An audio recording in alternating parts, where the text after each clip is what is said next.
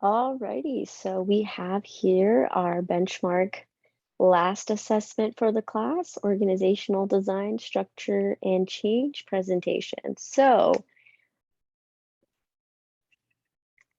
our focus today will be on our one and only top internet provider, Cox Communications. So the 8 dimensions that it'll be rated on are innovativeness, quality of management, long-term investments, social responsibility, people management, quality of products and services, financial soundness, wise use of corporate assets. So of these, I'll identify one single issue within the company, and that will be our major issue will be with the quality of product and services. So, main issue here, as we know, for those of us who are Cox customers, is that Cox has encountered issues with their quality of product and services. A lot of their customers have filed complaints for overpaying for their internet services, yet Cox internet speeds are underperforming with the usage customers should be getting. Obviously, with this being said, Cox has been known to have professionalism issues with their technicians and customer service reps. Um, and uh, like I stated here, the cable internet is prone to traffic and disconnection due to some line sharing, leaving a lot of their loyal customers unhappy. So, the consequences of this obviously having upset customers threatening to switch internet providers, leaving Cox missing out on profits and not receiving their return on investments on costs to retain their customers and keep new ones. So once people get with a company with a good network, their customer service won't hesitate to make the switch. So it should be known that to companies, creating new customers always costs more than retaining their current ones.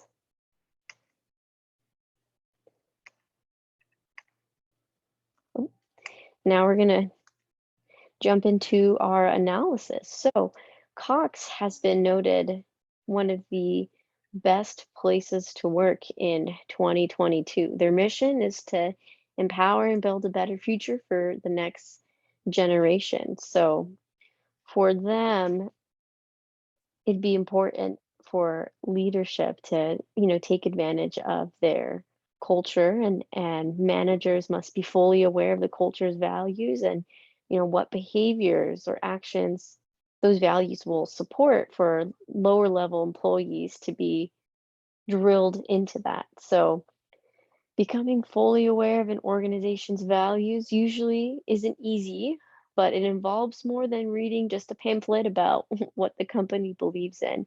So managers must develop high levels, a deep understanding of how organizational values operate within the company. So with this understanding usually comes with experience.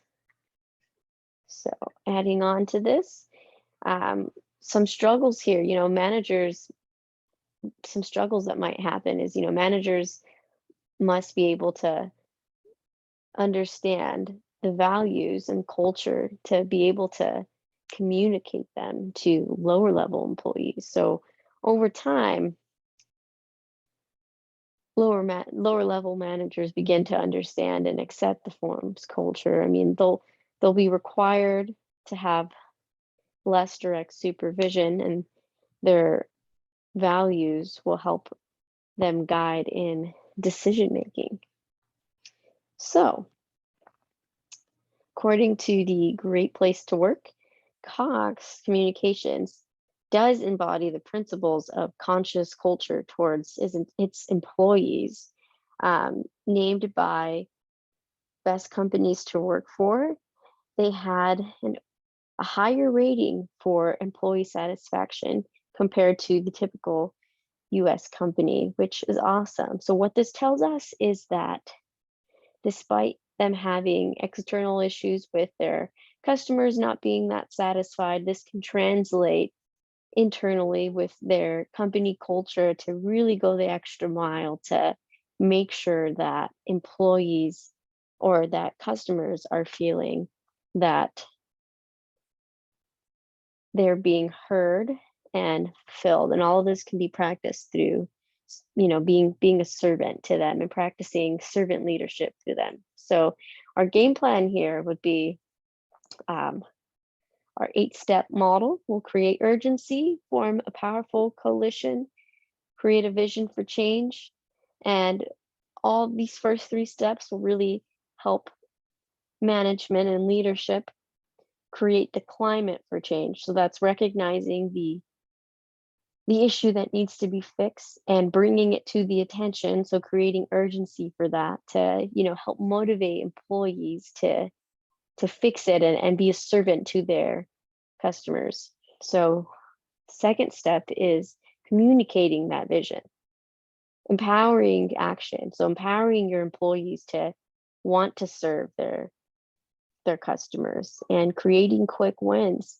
That could be something as easy as, getting a customer service call and dealing someone that's really upset and turning that call over with you know, s- uh, leaving the customer satisfied and happy. I mean, that's a huge win. I mean, I know me personally, I in the past I've been that angry customer before, and I've had someone go above and beyond that was able to help me. So being in management and being able to live in that and by supporting your team members, that'd be a huge accomplishment with letting them know that they're valued and their work doesn't go unnoticed and uncelebrated. And then the next is build on the change and making it stick. So this would be implementing and sustaining for change. So keep figuring out what works and sticking to it. So implementing the changes to go the extra mile to help customers and make sure that they feel that they're heard. So some possible changes is obviously some employees might not respond well to change. I mean, might take lower levels employees, lower level employees some time to adapt. Some groups, also known as subsystems, might not agree with the changes and that could create internal conflict. So it's important to identify these specific groups so we can establish better organizational structure. So with this, I mean, it's really up to upper management to make sure that they can carry this out to their lower level employees. I mean, even upper management might struggle with this too because they might want to revert to old behavior patterns. So, taking a step into this role, um, me personally, if I was in management there, I would want to take advantage of the existing culture and the organizational socialization, kind of using that to my advantage, assessing it to see what's working and what could be better. So by using the same model, by teaching current employees new trainings that can learn together.